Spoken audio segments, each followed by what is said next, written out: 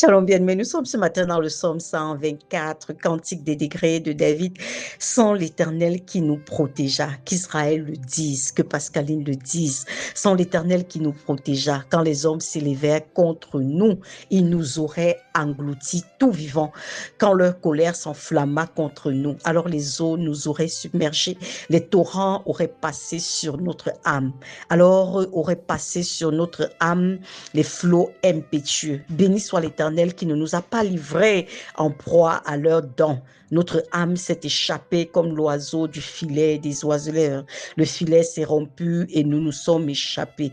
Notre secours est dans le nom de l'Éternel qui a fait les cieux et la terre. Vous voyez, le psalmiste reste et fait un bilan de vie. Il regarde les situations troubles par lesquelles il est passé, un peu comme Daniel à la sortie de la fosse au lion, ou alors Meshach, Shadrach et Abednego, après être sortis de la fournaise à date, certainement, eux-mêmes, ils se sont assis encore, ils ont dit que yes, on vient de quelque part, vous comprenez ça? Et certainement, c'était une situation comme ça que le psalmiste avait vécu ici, il reste ici, il dit, ouf, faisons le bilan, d'où est-ce qu'on vient? Vous savez, il y a des situations qui sont tellement tumultueuses que pendant que tu y passes, tu ne réalises même pas ce qui est en train de se passer en fait. C'est après, quand tu prends du recul, tu as un peu de répit, que tu t'assieds et tu dis que yes, ici alors, c'était le grand frère, c'était le haut niveau. Donc ici, il était en train de faire son bilan, il dit que sans l'Éternel, qui nous protégea, qu'Israël répète sans l'Éternel, mets ton nom, dis au Seigneur Père, sans toi, que serais-je, sans toi, à quoi ressemblerais-je ma vie?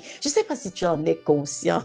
Il y a un mot que j'utilise toujours beaucoup, la conscience, parce que je crois que c'est capital et c'est indispensable de pouvoir suffisamment réfléchir à la personne de Dieu, aux choses qui concernent le Seigneur, aux situations par lesquelles tu passes, à l'intervention de Dieu dans ces différentes situations. Donc, c'est un peu cet état de lieu que le psalmiste faisait ici, n'est-ce pas? Il dit que je serais fini, parce que quand il dit, il nous aurait engloutis tout vivant quand leur colère s'enflamma contre nous. Il était conscient ici que sans l'intervention du Seigneur qui l'a secouru, automatiquement, il ne serait rien resté de lui. Vous savez, avec Dieu, bien aimé, il y a toujours une issue, il y a toujours une voie de sortie, peu importe la situation dans laquelle tu te trouves. Est-ce que c'est un cancer en phase terminale? C'est quoi? Quelle est la situation dans laquelle tu es qui te donne l'impression que ce n'est pas possible pour toi de t'en sortir, qu'elle va t'engloutir? Je t'invite ce matin à dire non, non, non. Père, tu es le Dieu de Daniel, tu es le Dieu de Jésus, tu es le Dieu qui n'a pas laissé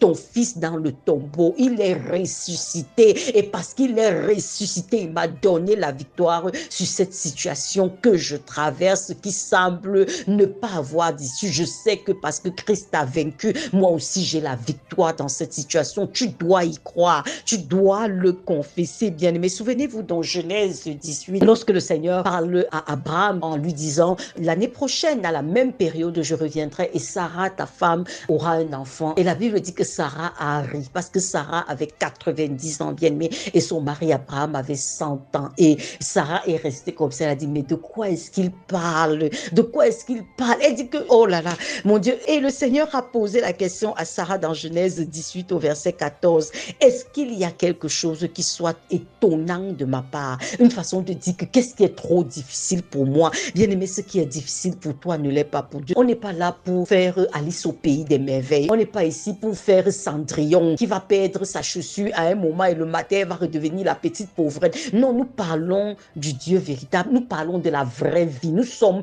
dans la vraie vie et je t'assure que dans cette vraie vie, Dieu veut se révéler à toi de cette façon. Dieu te pose la question encore ce matin. Est-ce qu'il y a quelque chose qui soit trop difficile pour moi? Réponds à cette question. Ne réponds pas avec un langage d'incrédulité. Réfléchis dans ton cœur. Pense au Dieu que tu sers. Pense à ce Dieu créateur des cieux et de la terre. Pense à ce Dieu qui a ressuscité Jésus des morts. Pense à ce Dieu qui a guéri toutes sortes de maladies pendant qu'il passait ici sur la terre. Pense à ce Dieu qui est venu pour détruire les œuvres du diable et dis-lui, Seigneur, je crois en réalité qu'il n'y a rien qui soit trop difficile pour toi et dans ma propre vie. Seigneur, dans chaque situation qui semble être ce géant au devant de moi, je déclare au nom de Jésus que de même que le géant Goliath est tombé devant David, cette situation est aplanie, cette montagne est aplanie au nom de Jésus-Christ. Bien-aimés, nous sommes sommes invités, encouragés à mettre notre confiance en Dieu. Ce Dieu, il est fidèle. Ce Dieu, il a dit, je ne laisserai pas dans la confusion ceux-là qui mettent leur confiance en moi. Il ne te laissera pas dans la confusion, bien-aimé. Mets ta confiance en Dieu. Shalom à toi.